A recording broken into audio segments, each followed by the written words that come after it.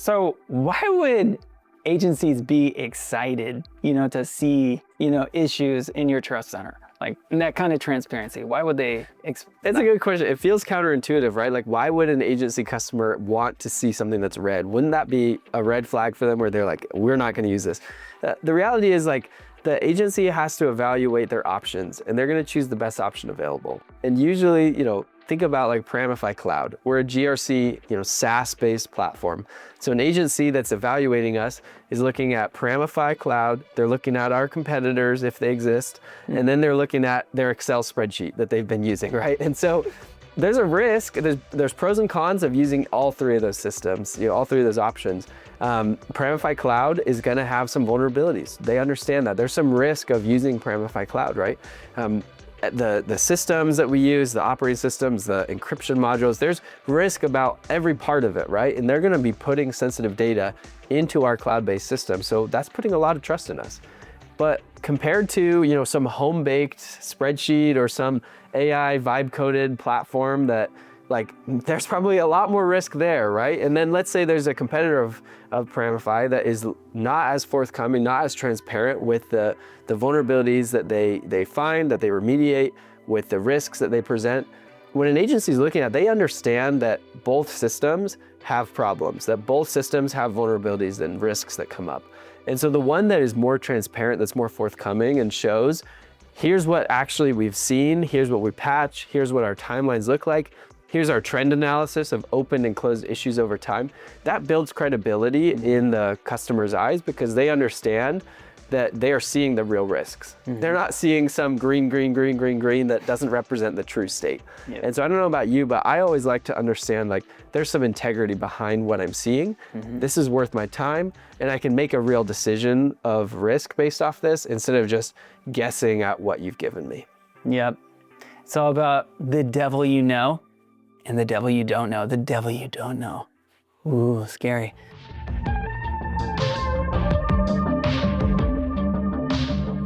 Hello, everybody. Today's episode is brought to you by science. I'm here with Isaac today, computer science.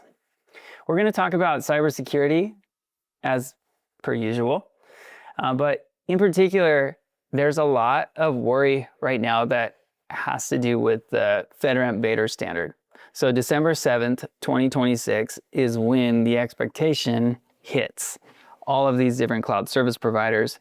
There's a lot of anxiety about, oh my gosh, am I going to have to do a significant change request now to change the scanner that I'm using? What am I going to do? So that is what we're going to dive into today.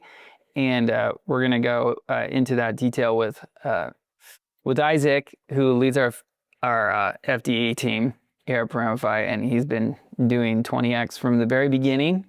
Notice 0014, December 7th, 2026. Tell us about that. Yeah, this is the FedRAMP response to the CISA BOD 2604, prioritizing security updates based on risk. So this is the 14th notice FedRAMP has put out. And it's the latest one that everyone's been talking about because it moves up that deadline from June of 2027 all the way up to December of 2026 for when all FedRAMP cloud services, Rev 5 and 20X, need to have the FedRAMP vulnerability detection and evaluation standards implemented in their cloud services. Ooh. So Christmas is canceled. If you haven't done your Christmas shopping by December 6th, like once December 7th hits, might be rough. It's a little anxiety inducing for some. Yes. But for others, we're chill, We're just like, we're chill.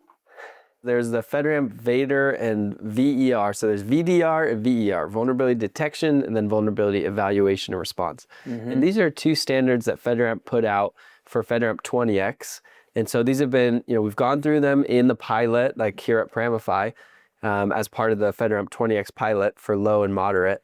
But now CISA put out just recently binding operational directives. So this is CISA BOD 2604, prioritizing security updates based on risk.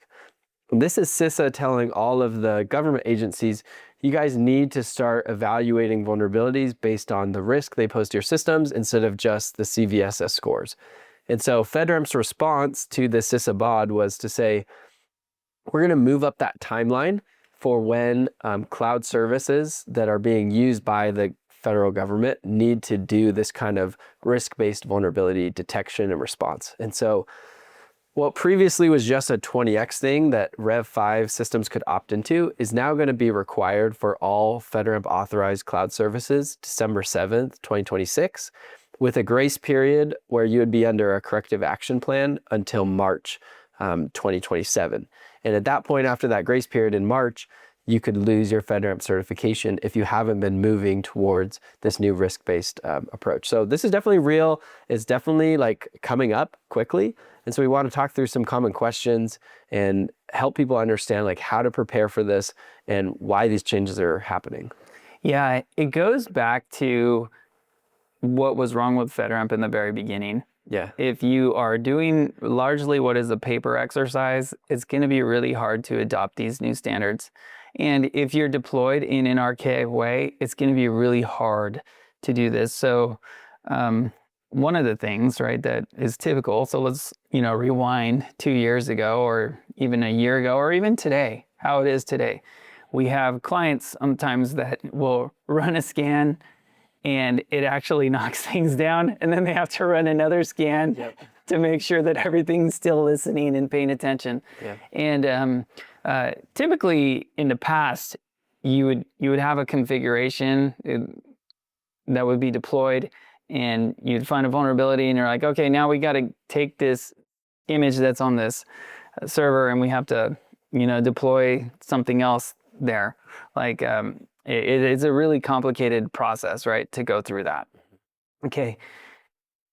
What we did at the very beginning was like, hey, let's work on making sure our images are hardened. So, shout to chain guard, shout to rapid fort. These are solutions that you can use to harden your images at the very beginning, right? So you have an image that gets hardened, you deploy that. And those images, can be scanned every release. For some companies like us, it's multiple times a day at times, and sometimes it's not always like that. But you're scanning those all the time and making sure that they're as close to vulnerability free as possible, which is crazy that you can do that today, but yeah, actually you're deploying vulnerability free images onto your environment. And I don't know how widespread that is, across all of these different organizations. It's probably not everybody. But that puts you a little bit ahead of the curve if you're doing that at the very beginning, deploying hardened images at the very beginning. If not, you're going to get hundreds, thousands, tens of thousands of vulnerabilities coming back from your scans. So you scan production. And in the past, a lot of the anxiety was around like, well, I can't fix all of these. So you report on those vulnerabilities using the CVEs, right? That would say, hey, this one's critical. Well, it's critical, but it's really not. And so you run this analysis where he's like, hey, it's not internet facing, so let's knock it down from critical to high. Okay, now I have more time to give an excuse on why I'm not going to fix this thing. And sometimes a lot of the worry is about, oh yeah, I need to deduplicate this issue because this is the same issue. It's just on another sister image or something like that. You have all of these things that are not actually value add and don't do anything for the security story, but yet that's where all of the effort goes. Like 90% of the effort goes into telling the story of why you're not going to fix a vulnerability. So what has changed in the past, like, I don't know, let's say since Mythos was released, what has changed about vulnerability management? Yeah, great question. I mean, I think it's important to recognize that these aren't just compliance changes. These are driven by like a real change to the threat landscape. We were talking about Mythos or any of these AI developments. Really what has changed is it's given a lot more automation capability. Code generation is fast and easy now. And so what we see is that all threat actors have increased capability to exploit vulnerabilities because of AI. Especially in terms of speed and scale. It still takes some expertise to know how to do some of these things, but AI can help you hit more things at once, and it can help you move faster. The other thing we're seeing is that people who are less technical threat actors, if they're able to kind of jailbreak some of these AI models, they have an increase of capability in terms of their technical understanding through using AI to be able to exploit things. And so that's a real risk, because in the past there was like, an advanced persistent threat could exploit certain vulnerabilities that a normal, average script kiddie or some kind of hacktivist might not be able to exploit. But the worry with AI is that it increases the speed of exploitation, it increases the scale of exploitation, and it makes it so that there's more people who can exploit things. And so we're seeing that with, the US government restricting that Mythos, Fable class of Anthropics, because there was an alleged jailbreak of their safeguards. And I think we're going to keep seeing this of like, there's a real concern across like all the levels of the government around what capabilities AI introduces in terms of security, vulnerability, exploitation. And so we need, the cloud services that are supporting this important infrastructure to have the scaffolding in place so that they can respond quickly when vulnerabilities are discovered, because AI has really changed that kind of vulnerability discovery and vulnerability exploitation timelines in a way that was really not conceivable just a few years ago. Yeah, I remember being like,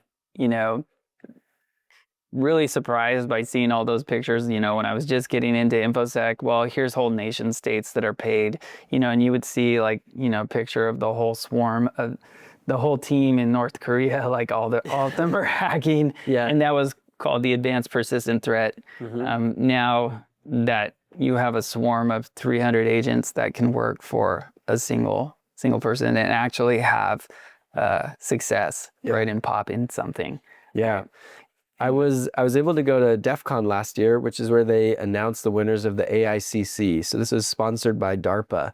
It was a competition where they gave these teams free tokens and free money to basically use AI to find vulnerabilities, find and exploit vulnerabilities. And the goal was not only find vulnerabilities, but also develop a working exploit and then develop a working fix. And these teams are able to find they introduced synthetic vulnerabilities so that they could kind of measure the success of the teams. But these teams are also able to use AI to discover brand new vulnerabilities in open source code, like C and C++ libraries that had been used for years and years. And they're finding brand new vulnerabilities that hadn't been found.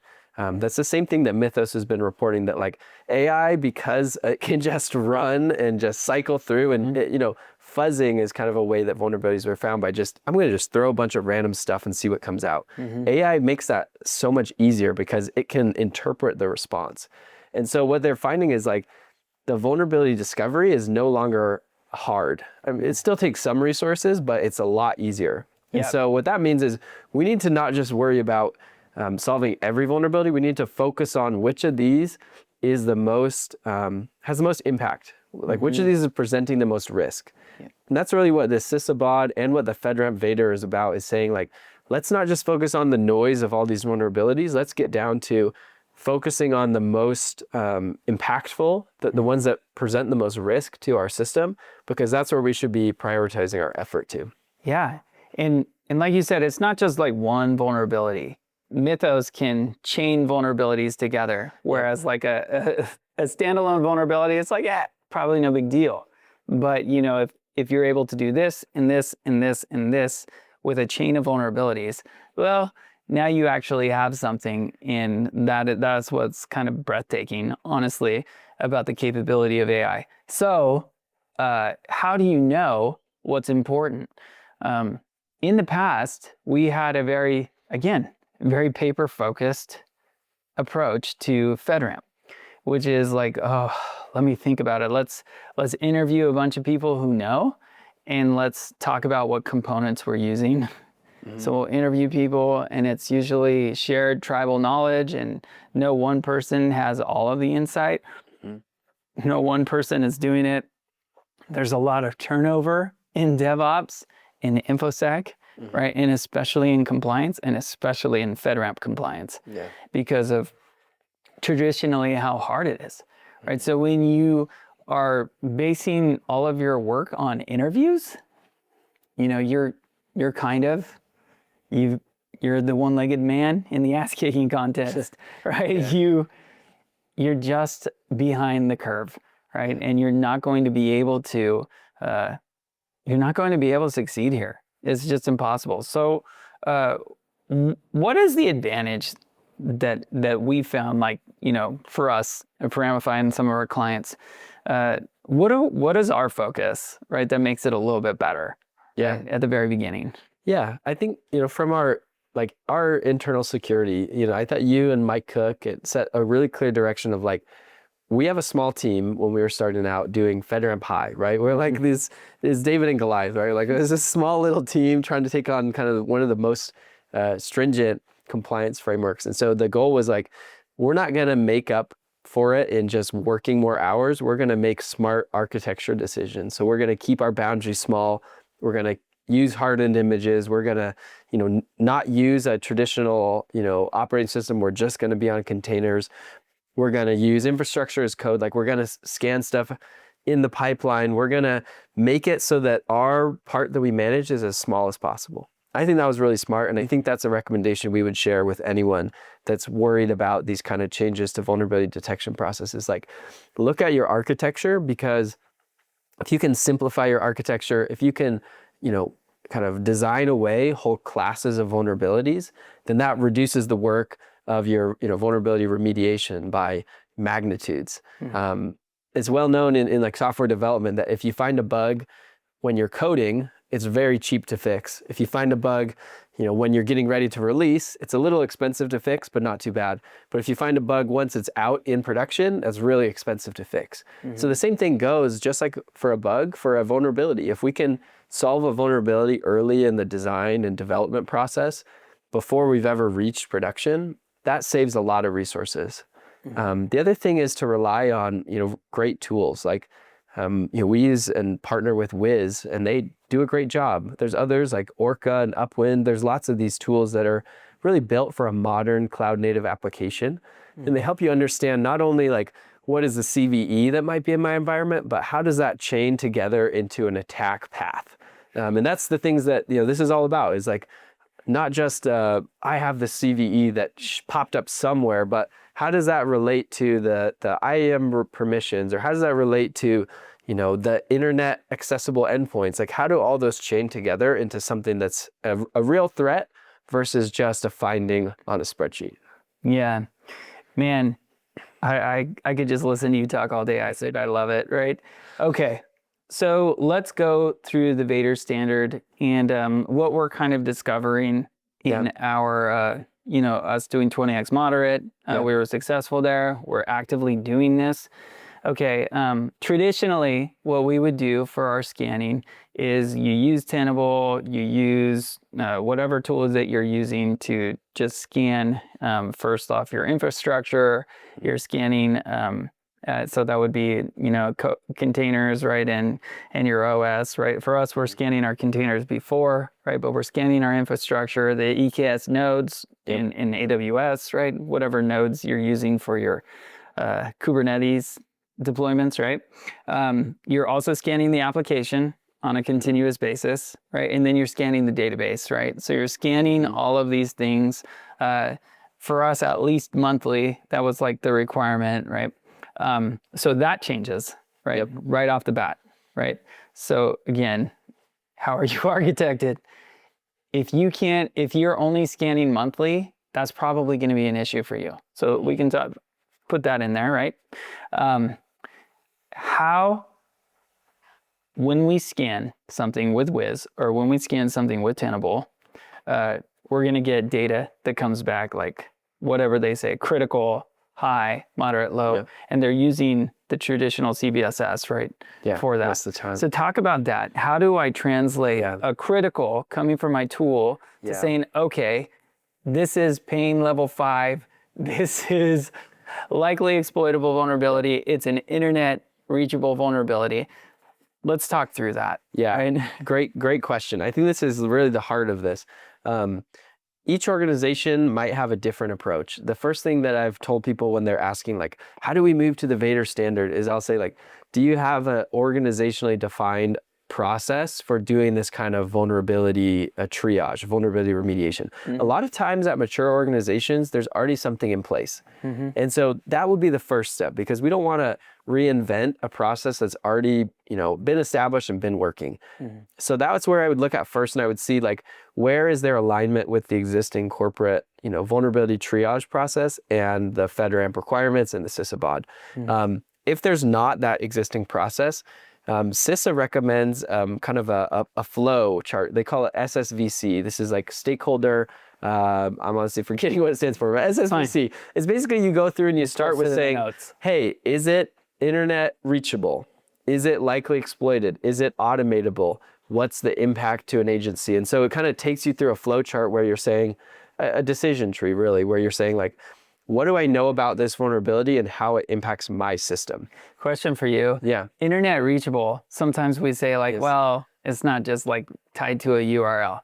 Where's the gotcha there? Sometimes things are way behind a firewall and we say, oh, it's not internet reachable, but it is. Where do people make mistakes here? That's a good question. Yeah, we talk about internet reachable or public facing. What this generally means is there someone that could be unauthenticated and could reach this endpoint?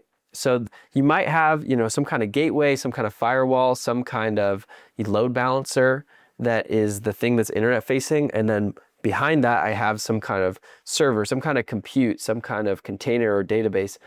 It doesn't matter if there's something in front of it. What matters is, can someone that's unauthenticated from the public internet reach that device? So even if I'm coming through some kind of load balancer or gateway, as long as I can reach it from an unauthenticated session on the public internet, that is public facing or internet reachable. Yeah, so gotcha would be like API keys, right? What else, right? Yeah, API keys are super common. Other things we'll see is like, occasionally we have security tools that are put up and there's like, an authenticated login screen. So it's like, oh, that's, behind the authentication, which is true, but that box itself, right, wherever that's running on could still be reachable. And so if I can pass stuff directly to that, that's going to be public facing, even though the actual application is not public facing. Okay, cool. So that's awesome. So that's internet reachable. The next thing was, the next one you mentioned was? The likely exploitable. A likely exploitable. Yeah. Okay. So the first thing to think about with likely exploitable is CISA's known exploited vulnerabilities list. FedRAMP includes this explicitly as, if something's on that known exploited vulnerability, it means that CISA has received a report that they've verified that somebody in the wild has exploited this vulnerability. And this is growing fast now. Yes. Right? Yeah, absolutely. For the reasons we discussed. For the reasons we discussed. What's really interesting actually is the percentage of vulnerabilities that are on that known exploited vulnerabilities has been going down, but the number of vulnerabilities on that list has been going up.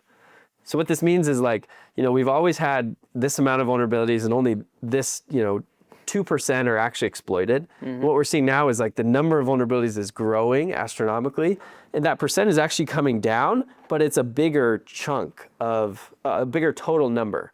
So we might be going from 2% down to like 0.5% that are actually exploited, but the number that are exploited is more than it used to be because we are finding so many. The TAM is bigger. Yeah, it's like Elon says, right? We've found the largest total addressable market with AI, right? Like AI just increases the number, the quantities of these vulnerabilities, but there's actually very few, only like, 2 to maybe 0.5% that are actually exploited in the wild.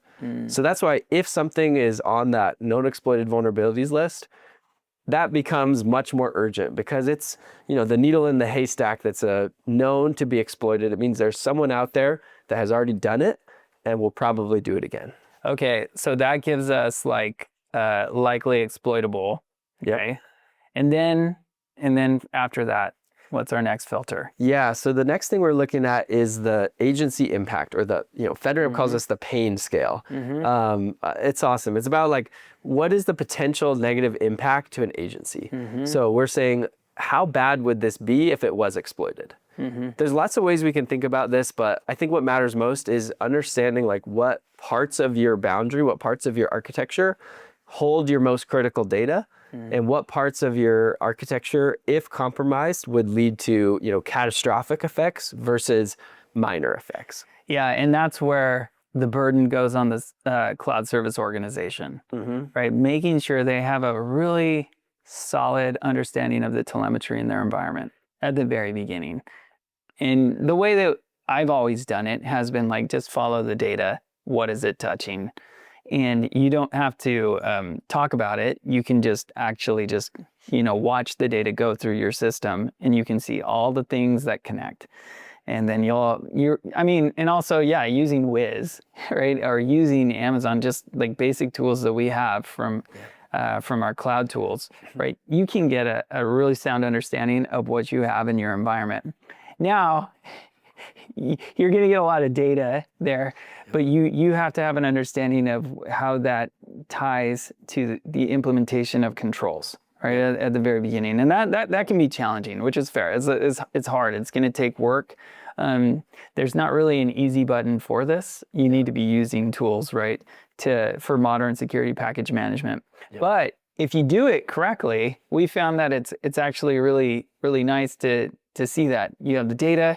Here's the technology that it touches. Here's the people that interact with that. Right, are the agents that interact with that, and here's the overall processes that we're using to govern that, and here's their locations. So at the very beginning, I was like thinking, this is really important. It's hard to do. Let's make it easy to do that at the very beginning. And there, you can start to have a sound understanding of what is it that the agency needs to interact with. Which components are they interacting with? Where do they have a shared responsibility? Which, even to this day, we're still exporting these CRMs that are that are Excels. And I remember just getting the gold standard, which probably was the gold standard, right? You get it from Amazon, and it's like super complete, like the CRM, but like using that to understand, okay, wait, what am I supposed to be doing? And then they'll just mention like a dozen components. They're like, well, dude, they didn't mention Bedrock here. Like, how do we do that? And it's just impossible if you're doing it manually. So it really is important that you have some sort of tools that are at the very beginning telling you what are the people, processes, and technology that touch this data, and what is the responsibility of each member, right, in configuring and maintaining that data. So you're not gonna if you're an agency, you're not going to be able to gauge the pain level. You're going to need to have an understanding of the cloud service at the very beginning, and they need to get comfortable that you're comfortable assessing the pain level. Because if I'm an agency talking to a cloud service, and you have a really strong understanding of what's really important, right? What the perimeter is, what controls are in place. All of that. If you have a really strong understanding of that, and their current operation also, if you have that, then you can, really provide some real-time understanding where you can, apply a process and correctly assess pain levels, right? 5, 4, 3, 2, 1. And so the way that I would look at pain level 5 is that's like critical. So let's just talk about those for a little bit. So unless you wanted to riff on something else, but like pain level 5, if it's likely exploitable, if it's a likely exploitable vulnerability, and it's internet reachable vulnerability, that's going to be 4 days. And this is for moderate systems, or is this for doesn't matter, right? Yeah, good question. So there's timelines that you can see. They do change based on what class you're at. So if I'm the highest, I'm at a pain 5, likely exploited, internet reachable. At class C, which is typically moderate, that's 2 days. At class B, which is typically low, that's 4 days. And at class D, that's 12 hours. 12 hours. So the class definitely does change. And that's because oftentimes that class is going to have some correlation with kind of the importance or the impact level that the system's being used at. Oh, that sounds like a control we've talked about. Isaac, is that a single control with like a parameter, or is it 4 controls? We'll let Pete answer that one. But yeah, so the timelines do change based on the class you're at.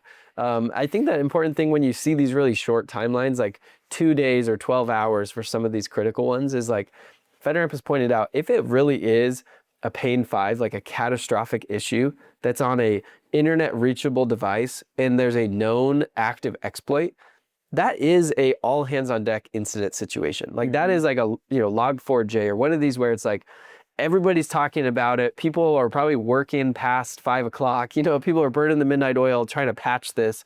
The whole cybersecurity community is like working to resolve this issue. That's what a pane 5, likely exploited internet reachable vulnerability is. So when FedRAMP says you have to resolve that in 2 days if you're at class C, you're probably already going to be doing that. Like it's going to be an all hands on deck if it's that kind of scenario. Something that has a more moderate impact, like a pane 3, that's likely exploited in internet reachable, you have 16 days, which really is a lot of time. I mean, I'm actually curious if over the next few years, if FedRAMP is going to bring these times down as we see AI be more effective at exploiting vulnerabilities. So I think, if you have the tooling in place, these timelines aren't crazy. If you don't have the tooling in place, though, probably any of these timelines feel like, I'm gonna start getting on Indeed and looking for a new job, right? Like I don't want to be stuck doing these so fast if I'm still kind of in a manual POA&M spreadsheet update mindset. So yeah, it really behooves everybody to go back to first principles when they're designing their security architecture. Yeah. What are the existing steps that I have right now? Can I cut this out, right? Do we need to have a spreadsheet, right? Like what good does that do? I mean, I don't know what good it did. I think the purpose of the old POA&M process was like just to like more CYA, right? Where it's like, hey, I'm not gonna fix these vulnerabilities. Is that okay? You cool with it? I'm cool with it. Yeah, good. Well, yeah, are you sure? Yeah.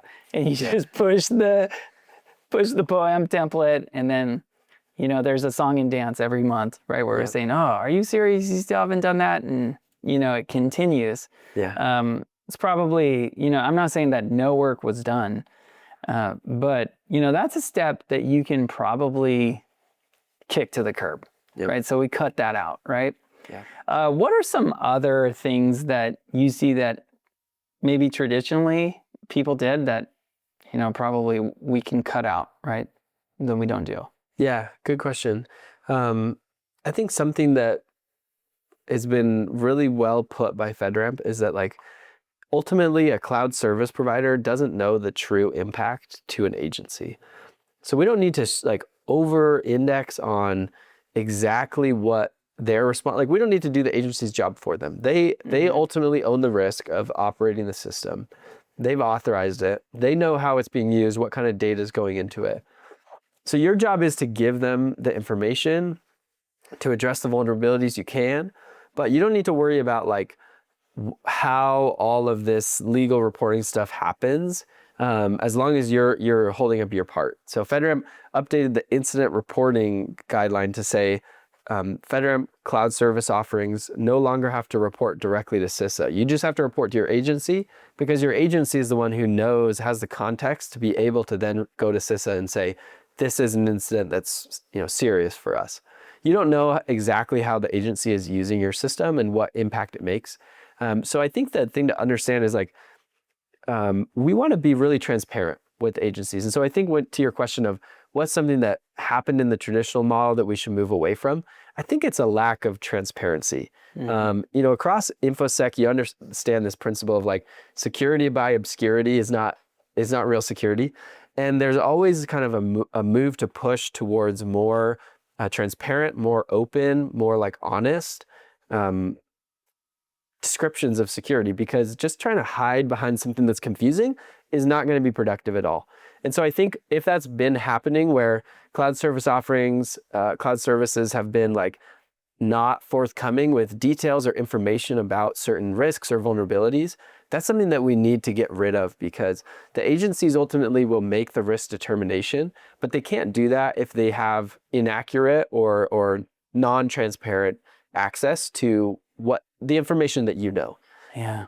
And I think like that boundary diagram for me, I mean, even I like the boundary diagram, right, for a little bit, because it was like, oh yeah, it really helps me go through an understanding of what it is. But if that doesn't actually match what's in my Terraform, Yeah. And I'm like, dude, the boundary diagram is actually obfuscating the truth. Yeah.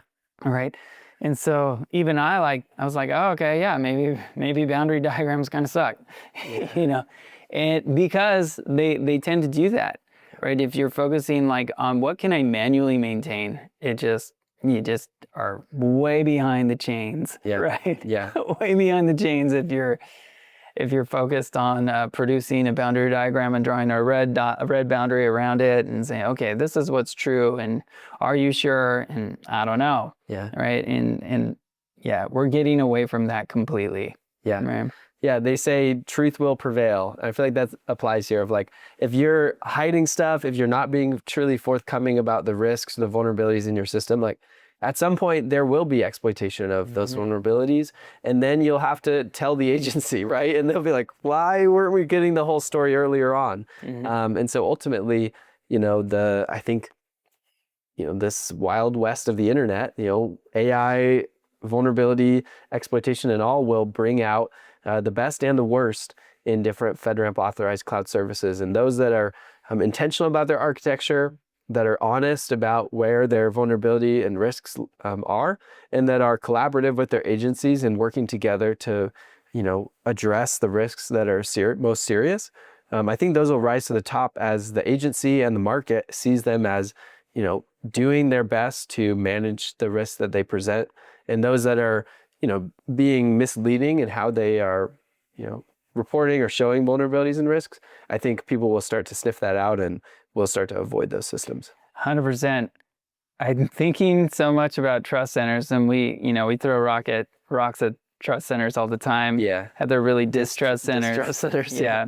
Because for the past, 10 years or so, or 5 years, whenever I see a trust center, it's like, oh yeah, you would see like whatever lame SOC 2 certification sticker, it's kind of a lame, sorry, AICPA, but it sucks. And, you have all these other different, ISO 27001, say we're all of these things. And so the customers and the clients of these cloud services, they don't know what the scope of those trust centers are, right? They don't know, what's included. And FedRAMP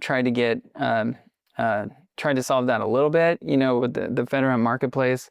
They would say, hey, these services are included, right? So I could say, oh yeah, Bedrock's in GovCloud and Bedrock is in this GovCloud certification. That's great. Yeah. But maintaining that in the traditional way has been pretty much an utter failure, right at the very beginning, right? Because it's impossible to do with the archaic approaches that are manual. So this kind of thing, the managing which services are part of your security program, is still a problem today. And if you're doing it the old way, it's wrong. So part of that transparency involves how do I know that the SKU that I'm purchasing from this cloud service, how do I know that this comes under the auspices of the security program, right? Yep. How do I know that?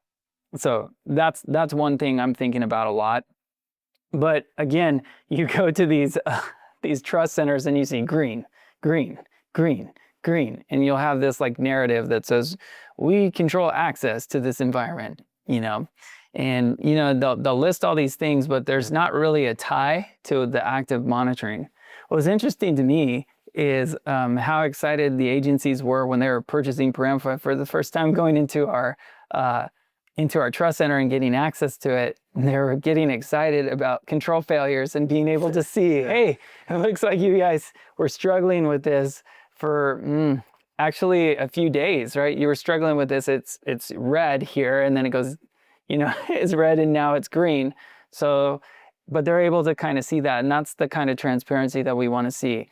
So why would agencies be excited, to see, issues in your trust center? Like that kind of transparency. Why would they That's a good question. It feels counterintuitive, right? Like, why would an agency customer want to see something that's red? Wouldn't that be a red flag for them where they're like, we're not going to use this? The reality is, like, the agency has to evaluate their options, and they're going to choose the best option available. And usually, think about like Paramify Cloud. We're a GRC, SaaS-based platform. So an agency that's evaluating us is looking at Paramify Cloud. They're looking at our competitors if they exist, and then they're looking at their Excel spreadsheet that they've been using, right? And so there's a risk. There's pros and cons of using all three of those systems, all three of those options. Paramify Cloud is going to have some vulnerabilities. They understand that. There's some risk of using Paramify Cloud, right? The systems that we use, the operating systems, the encryption modules, there's risk about every part of it, right? And they're going to be putting sensitive data into our cloud-based system. So that's putting a lot of trust in us. But compared to, some home-baked spreadsheet or some AI vibe-coded platform that there's probably a lot more risk there, right? And then let's say there's a competitor of Paramify that is not as forthcoming, not as transparent with the vulnerabilities that they find, that they remediate, with the risks that they present. When an agency is looking at it, they understand that both systems have problems, that both systems have vulnerabilities and risks that come up. And so the one that is more transparent, that's more forthcoming and shows, here's what actually we've seen, here's what we patch, here's what our timelines look like, here's our trend analysis of open and closed issues over time. That builds credibility in the customer's eyes because they understand that they are seeing the real risks. They're not seeing some green that doesn't represent the true state. And so I don't know about you, but I always like to understand there's some integrity behind what I'm seeing. This is worth my time, and I can make a real decision of risk based off this instead of just guessing at what you've given me. Yep. It's all about the devil you know. And the devil you don't know, the devil you don't know. Ooh, scary. So if we go to status.openai.com, you can see, the outages, and it's just very clear, and it's tied to a ticket, what they did. I'm like, okay. And guess what? People use OpenAI, right? And same thing with Claude. And, they have that kind of transparency. That is the kind of thing that we need in security. And so what you say in your trust center, and what you say in your VDR reporting, what you say in your FedRAMP certification, what gets audited, those shouldn't be different. Yeah. Right? Those shouldn't be different. And so if some clues that I have always, when I know that there's going to be deviations, is who's managing that? If there's different teams managing the different processes, I have that person, they run POA&Ms for me. Oh, that's interesting. How is that tied to, your reporting right now? Answer, it's not tied to your reporting. It's not. I mean, it's 98% sure that it's not tied to the reporting. And if it is, it's probably going to be a manual process. And how good is that? Yeah. Right. So the very beginning, you got to work to tie these things together. It's not easy. But yeah, that's kind of been our mission. How do we make it easy to tie people, processes, and technology together? Yep. At the very beginning, what are those things that you're using to deploy a modern security management program, right? Yeah. If you're doing it the old way, you are the one-legged man in the ass-kicking contest. You're gonna lose, right? And that is, I get that that's anxiety-inducing, but what are we saying to our partners, right? So we have large organizations that we're working with, that really complex organizations. What are the ones that are getting ahead of this? What are they doing that you see that's different, right? Yeah. From what I've seen from the large organizations that are kind of in a good place to tackle these changes that FedRAMP is pushing is they've centralized a lot of that vulnerability detection and response across the different product teams. So each product team doesn't get to say, well, these ones are fine. I want to use this image on my container. I want to use this vulnerability scanning. There's a centralization across all the different product teams to say, our policy is you use this hardened image, and that's what you got to do. Everyone will use Wiz to scan their environment, and it must be at least at this threshold. When you said those kind of organization-wide mandates around vulnerability detection and response, and really work the best practices into the requirements of your product teams, it helps you guide that ship and make changes in one place that apply to all the different products instead of having to go out and chase down all the various, operating systems and architectures and vulnerability scanning tools that you have across a complex stack. So definitely like getting that centralization is really good. And then again, doing as much as you can to shift left and move the responsibility for vulnerability management off of the individual product team and into a team that can focus on that vulnerability management. Although there needs to be some communication, like we just talked about, between those people doing the vulnerability management and the product team. So we usually see when something's found, it gets passed back to the product team for that kind of evaluation and triage, so that because they know the context of the system better than just some kind of central vulnerability team. Last thing I want to talk about, I know we got things to do today, right? But last thing I want to talk about is incident response. Now, incident response in the VDR standard, right? Yeah. Those used to be two different teams. Yep. Right. And I think there are controls with NIST where you're correlating vulnerabilities found with like your SIM, and you're supposed to correlate like vulnerabilities and seeing if, hey, are these being exploited like actively in my environment, right? So there's always been an effort to do that, but usually they're different teams. You had your vuln management team and your incident response team. How are those lines blurring now? Yeah, they're definitely blurring in part as we move to this like risk-based vulnerability triage. It's like, what really is the difference between an active incident and a critical risk vulnerability? Like those are really the same. And so even if they are separate teams, we want there to be a lot of cross collaboration on those like critical and high issues where there needs to be some kind of rapid incident response to remediate something that has been identified as a critical, a pane 5, a lev, that kind of stuff. So I think really the other thing here is the threat intelligence side, which is usually lives kind of close to the incident response team. That threat intelligence can be a very useful factor that helps the vulnerability management team perform these kind of evaluations. So those two teams definitely need to sit close to each other because the threat intelligence side will help inform the vulnerability evaluation. And then if a vulnerability is evaluated as something that's, of a high pain level, that needs to then be part of the incident response process to respond to. That's awesome. All right, man. Well, today I'd like to thank our sponsor, Paramify, for putting on this fantastic show. Thanks, Isaac, for being here. Yep. Today's episode also is brought to you by controls. Okay.